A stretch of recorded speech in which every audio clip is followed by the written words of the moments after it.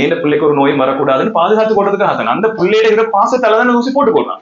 ஊசி போடுறது பாசம், அவங்களும் பாசம் இருக்கிறதால ஊசி போடாம இருக்கிறாங்க. ஏது பார்க்காமக்கு நாங்க ஊசி போடாம நிக்கிறதாலதான் பிரச்சனை நடக்குது. நாங்க பிசிஜி அடிச்சா என்ன வராது, பிசிஜிலையும் டிபி நோய்க்கு தான் அடிக்கிறது. நாங்க மூச்சடிக்கிற நேரம் உள்ளுக்கு போயிட்டு எங்களோட சுவாச பயிரில தொற்று நடந்து வரதுதான் டிபின்னு சொல்றோம். சில பேர் போயிட்டு அட்மிட் ஆகி பாபா கிடைக்கிறது, பாபா எங்கானும் உமா எங்கானும் வந்தாக்களை பார்த்தோம்னு சொன்னா கூடுதலான எங்க ஏன்னு கேட்டா ஃபேஸ் பண்ண பயம், கேட்க பயம், இந்த நாலேஜை நாங்க எடுத்துக்கொள்ள விருப்பம் இல்லை.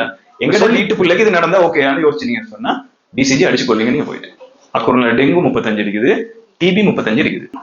என் உடம்புல இருந்து வந்த கிருமி என் பிள்ளைக்கு போயிட்டு என் வைஃபுக்கு போயிட்டு எங்க வீட்டுக்கு எங்களோட நல்லா தான் எங்க வீட்டுக்கு வந்திருக்க போறோம். எங்க வீட்டுக்கு வந்தாலும் நாங்க எந்த வீட்டுக்கு பார்க்க போனோம் அந்த வீட்டுக்கு போயிட்டு டெங்கு காய்ச்சல் வரேன்னா 14 நாளைக்குள்ள காய்ச்சல் வரும். 14 நாளைக்குள்ள வரலன்னு சொன்னா அந்த அந்த கடிச்ச அந்த கிருமி வந்து எங்களோட மலிச்சிருக்குதுன்னு அர்த்தம். டிபி 75 வருஷத்துக்கு பிறந்தாலும் வரும் தானே. கிரேப்ஸ் கொலைகளோடு இருக்கும். அது மாதிரி குட்டி குட்டி குட்டி சிற்றறைகள் இருக்கும். இந்த கிருமி வந்து என்ன செய்யும்னு சொன்னா இந்த சிற்றறைகள் சூழல் எல்லாம் உடைச்சு என்ன காரணம், சிற்றறைகளை மாற்ற இயலாது. அப்ப அந்த இடத்துல சுவாசம் நடக்குமா? சுவாசம் நடக்காது.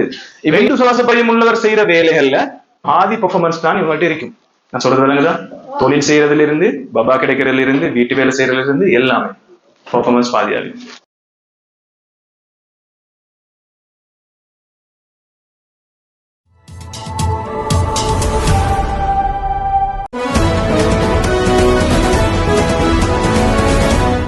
இருந்துச்சு. இப்ப இதை கொண்டு வராங்க, கொண்டு வந்து மக்களுக்கு கொடுக்குறாங்க. நோய் வந்து சாகரத்தை தடுக்கிறதுக்காக இந்த ஊசி எல்லாரும் நாங்க அடிச்சுக்கோம், நாங்கெல்லாம் போய் அடிச்சுக்கொண்டோம். சில பேருக்கு சைட் எஃபெக்ட்ஸ் வந்துருச்சுன்னு சொல்றாங்க, எங்களுக்கு தெரியாது. ஊசி அடிக்க சைட் எஃபெக்ட் வந்தவங்களும் இருக்கிறாங்கன்னு சொல்றாங்க, ஊசி அடிக்காம நோய் வந்த சைட் எஃபெக்ட்ஸ் வந்தவங்களும் இருக்கிறேன்னு சொல்றாங்க. இப்ப அதுல ஒரு பகுதி காக்கள் என்ன செய்யறாங்கன்னு சொன்னா அவங்களோட உடம்புல வர எல்லா இயலாமைக்கும் அதைத்தான் காரணமா சொல்றாங்க. இப்ப சின்ன பிள்ளைகள் இருக்கிறாங்க, பெரியாக்களுக்கு விளங்குற லெவல்ல மட்டும் இந்த சப்ஜெக்ட சொல்றேன். சில பேருக்கு வந்து இது பெரியாக்கள் விளங்குறது மட்டுமே சொல்றேன். சில பேருக்கு வந்து சுகர் வச்சுக்கொள்ளுங்க, ஒரு சில நோய்கள் வந்துச்சுன்னு சொன்னா சில வேலைகள்ல அவங்க பலமே அன்றாடம் செஞ்சுட்டு போற சில வேலைகள்ல ஒரு ட்ராப் கொண்டு வரும். அவங்களுக்கு அந்த வேலை பலமையை போல செய்ய இயலாது. அதையும் இவங்க போடுறது எதுக்கு? அந்த ஊசி அடிச்ச பொருள்தானப்பா எனக்கு அப்படி இயலாம போச்சுன்னு சொல்லி போடுவாங்க. சொல்றது விளங்குதா? சோ இது போல பலமே அவங்களுக்கு கால் வலி இருந்திருக்கும், இப்ப கால் வலிக்குது, குனிஞ்சா நிமிரையிலா, நிமிஞ்சா குனிய இயலாது, இப்படி நிறைய காரணம் சொல்லுவாங்க. அந்த ஊசிக்கு போறதுதான் சொல்லிட்டு ஒரு பெரிய கன்செப்ட் ஒண்ணு அனுப்பிட்டாங்க. அப்ப அந்த ஊசி தான் நாங்கள் மடிச்சிருப்போம், எங்களுக்கு குனிஞ்சா நிமிரல, எந்த பிரச்சனையும் நாங்கள் நிமிரல. சரியா? அப்ப இது வந்து கூடுதலா அந்த அந்த அந்த வைப் வந்து கூடுதலா போயிடுச்சு. சைட் எஃபெக்ட் இருந்திருக்கலாம், எங்களுக்கும் தெரியாது. சரியா? ஆனா அது வந்து கூடுதலா போனதால பேரண்ட்ஸ் பயப்படுறாங்க. எப்படின்னு சொன்னா எல்லா பேரண்ட்ஸும் ஊசி அடிச்சு கொள்றவங்களும் ஊசி அடிச்சு கொள்ளாதவங்களும், பிள்ளைகளுக்கு ஊசி அடிச்சு கொள்றவங்க எதுக்கு ஊசி அடிச்சு கொள்றாங்க? ஏன் பிள்ளைக்கு ஒரு நோய் வரக்கூடாதுன்னு பாதுகாத்து கொள்றதுக்காக அந்த பிள்ளையில இருக்கிற பாசத்தால தான் ஊசி போட்டு கொள்றாங்க. ஊசி போடாதவங்க பிள்ளையோட இறக்கம் இல்லாம ஊசி போட அமைக்கிறாங்க. ஊசி போடாதவங்க பிள்ளையோட பாசம் இல்லாம ஊசி போடாம இருக்கிற பாசம், அவங்களும் பாசம் இருக்கிறதால ஊசி போடாம இருக்கிறாங்க. ஏது இந்த ஊசை போட்டு என்ன பிள்ளைக்கு ஏதாவது ஒரு பிரச்சனை ஆயிட்டால் என்ற ஒரு பாசம். யாருமே தவறு இல்லை இந்த இடத்துல.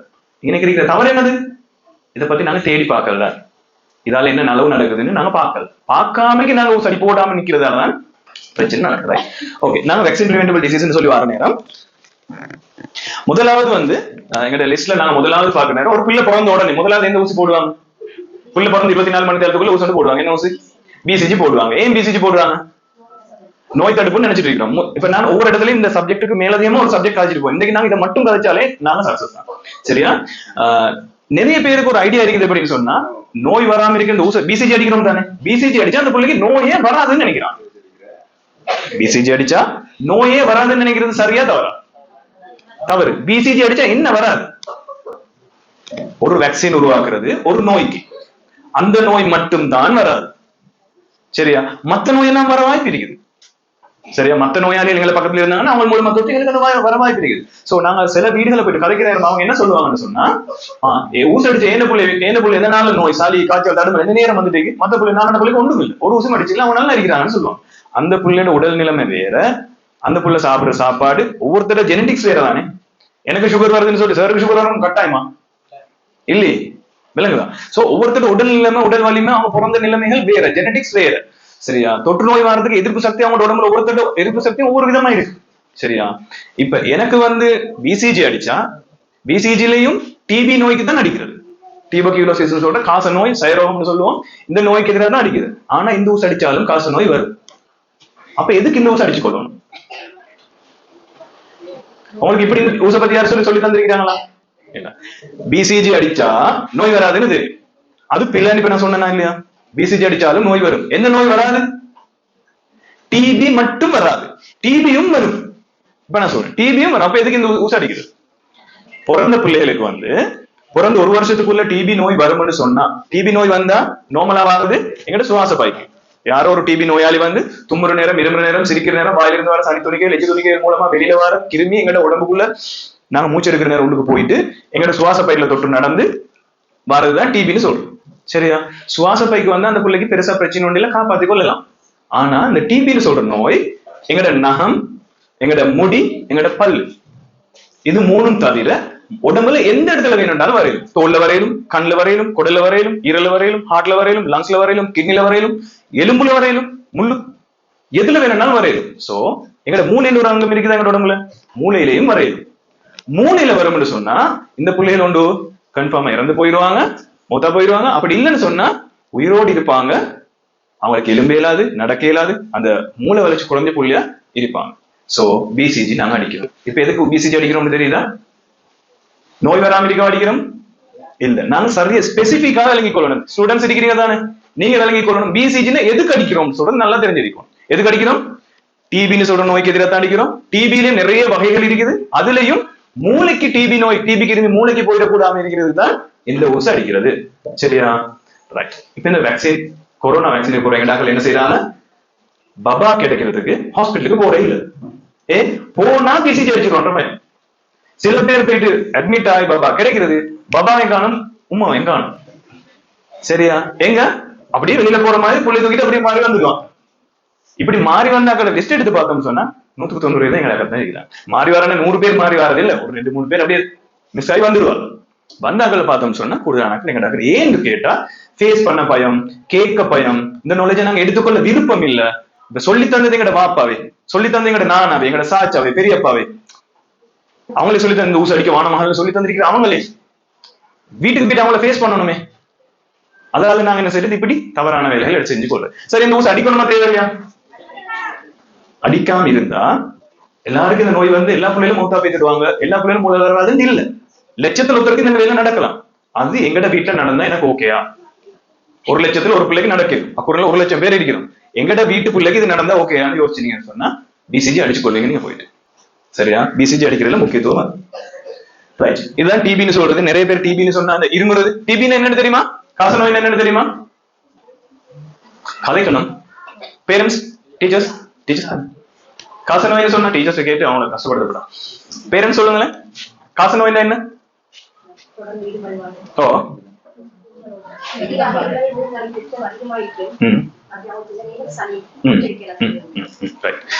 இருமல்.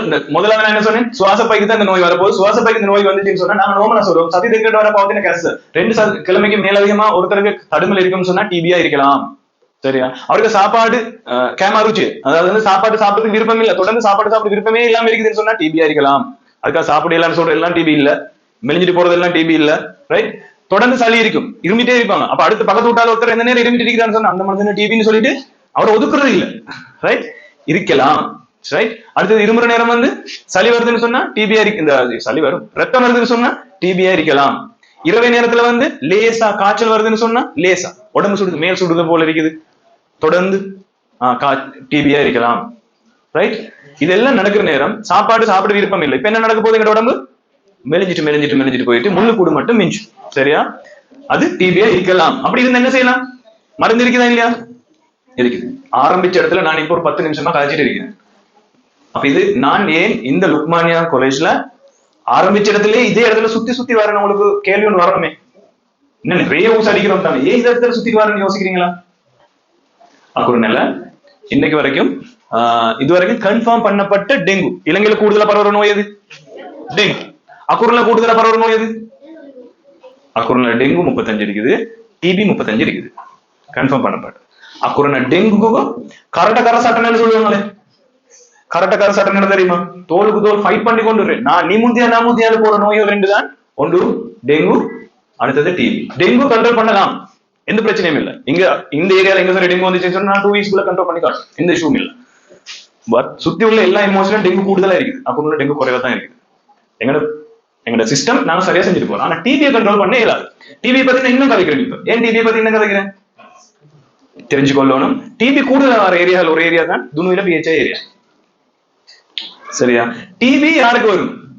ஒருத்தருக்கு இப்ப எனக்கு டிபி நோய் இருக்குது, எனக்கு சளி இருக்குது, எனக்கு டிபி நோய் இருக்குது, இந்த டாக்டர் போறது, இந்த டாக்டர் போயிட்டாச்சு மருந்து எடுத்தாச்சு, அவன் சரி வர மாட்டான், அந்த மருந்து சரி வரல, அந்த டாக்டர் போறது, அவரு போயிட்டு அவன் அந்த மருந்து தான் இவனு தான் இவனும் சரி வர மாட்டான்னு சொல்லிட்டு அங்கால டாக்டர் போறது. இந்த வெஸ்டர்ன் மெடிசன் சரி வராது, நாங்க எலோபதி என்ன ஆயுர்வேதிக்கு போகும் சொல்லி போறது. ஆயுர்வேத அவனும் சரி, டாக்டர் பேர் சொல்லி கூட பாச்சு, அவனும் சரி வர மாட்டான், அவன் வைஃப் நல்லமான்னு சொல்லிட்டு வைஃப்ட போயிடுது.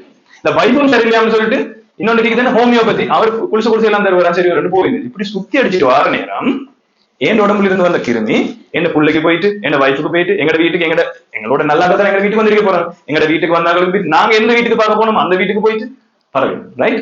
இப்ப என்ன நடக்கும்னு சொன்னா, இந்த கிருமி இருக்குதான் எங்க உடம்புக்கு போகணும்னு டிவி வரது இல்லை.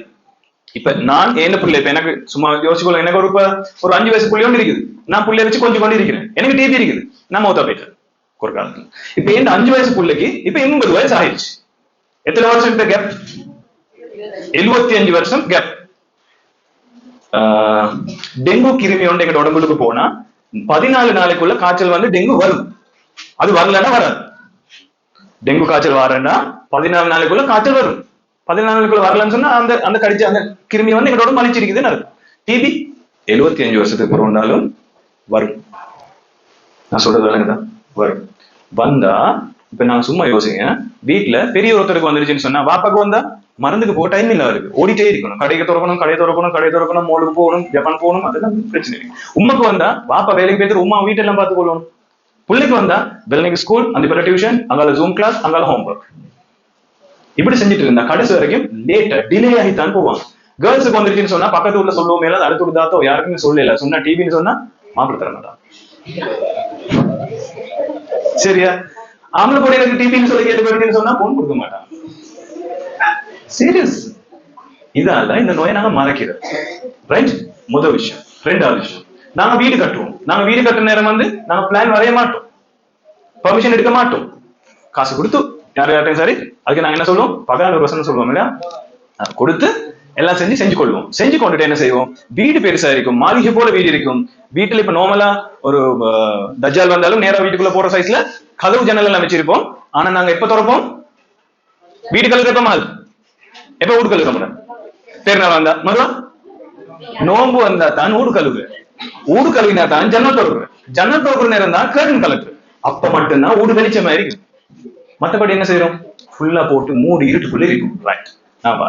காத்தோட்டம் இருக்குமா எங்க வீடுகளுக்கு? இல்ல. நான் கூடுதலா முஸ்லிம் வீடுகளுக்கு போற நேரம் போயிட்டு பார்த்தா வீட்டுக்குள்ள போறதுக்கு முதல் போனை வெளியில எடுத்து என்ன செய்யணும், டோர்ச்சை போட்டுக்கொண்டு தான் போகணும். அவ்வளவு இருட்டு வீடுகள். சரியா? அப்ப இந்த வீடுகளுக்குள்ள கூடுதல் என்ன இருக்கும், ஹியூமிடிட்டி நல்லா இருக்கும், ஈரப்பதம் நல்லாவே இருக்கும், இருட்டு இருக்கும், அதாவது லைட் அண்ட் வென்டிலேஷன் இல்லாம இருக்கும். அதாவது வந்து சூரிய ஒளி வராது, காத்தோட்டம் இல்லாம இருக்கும். சூரிய ஒளி வராத காத்தோட்டம் இல்லாத இடம் உள்ள ஒரு தொற்று நோயான தொற்றக்கூடிய டிபியில் ஒருத்தர் போயிட்டு இருமிட்டு போனாருன்னு சொன்னா அதுக்கு 1 வீக்குக்கு போற ஒருத்தர் இருக்கும். இப்ப நான் இப்ப இருமிட்டு போறேன்னு வச்சுக்கொள்ளுங்க, இந்த மேசையில அந்த கிருமி இருக்குதுன்னு வச்சுக்கொள்ளுங்க, அதுக்கு ஒரு கிழமைக்கு பேர் போயிட்டு ஒருத்தர் அந்த தட்டி தொடக்கிறார் கட்டில, அதுல டஸ்ட்ல வருதா, அது எங்க உடம்புக்கு போனாலும் அந்த கிருமி உயிரோடு இருக்கு. டிபின்ற நினைவு விளங்குதா உங்களுக்கு? டிபி பத்தி நான் இவ்வளவு ஊண்டி கதைக்கிறதுக்கு காரணம் டிபி கூடுதலா இருக்கிறதால். சரியா? சோ நாங்க என்ன செய்யணும், பிசிஜி போட்டுக்கொள்ளணும், வீடுகளை கர்டன் எல்லாம் ஓரமாக்கணும். கரெக்ட் ஏறிங்கன்னு சொல்லல, கர்டனை திறங்க, ஜன்னல திறங்க, காத்தோட்டம் வரக்கூடிய மாதிரி வைங்க. ஃபேஸ் கவர் பண்றவங்க இருக்கிறாங்க, இஷ்யூ இல்ல, வீட்டை ஃபேஸ் கவர் பண்ண தேவைதான், வீட்டுக்கும் ஃபேஸ் கவர் பண்ணாதீங்கன்னு நான் சொல்றேன். அவங்கள நான் தவறா சொல்லல, கோச்சிக்க மாட்டீங்களே. என் பாப்பா மௌலவி, தம்பி மௌலவி, மச்ச மௌலவி, எல்லாம் மௌலவி பரம்பரை, அதெல்லாம் பயமில்லாம சொல்லுவேன். ஆட்களுக்கு ஃபேஸ் கவர் பண்ணுங்க, வீட்டை ஃபேஸ் கவர் பண்ணி வைக்காதீங்க, வீட்டுக்கு காத்தோட்டம் வர மாதிரி வைங்க. சரி? ரைட். இப்ப இதுல காட்டுறது வந்து அந்த கிருமி காட்டி இருக்குது, கட்டி வந்துருச்சுன்னு சொன்னா நான் நினைக்கிறது என்ன, அந்த கேன்சர் வந்துருச்சாம், மூளையில கட்டி வந்துருச்சாம், அது இது வந்துருச்சாம், சளி கட்டின்னு சொல்லுவாங்க. இது இல்ல, இது டிபி வந்தது, நிணநீர் கணுவால டிபி வருது. ரைட். இந்த பக்கம் பாருங்க, ஒரு ஓட்டை வந்திருக்கு, தெரியுதா?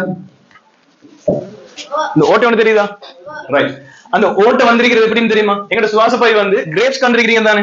பிள்ளைகளுக்கு சொல்றேன், பேரண்ட்ஸுக்கு இல்ல, பேரண்ட்ஸுக்கு சப்ஜெக்ட் தெரியும், டீச்சர்ஸ்க்கு நல்லாவே தெரியும், பிள்ளைகளுக்கு சொல்றேன்.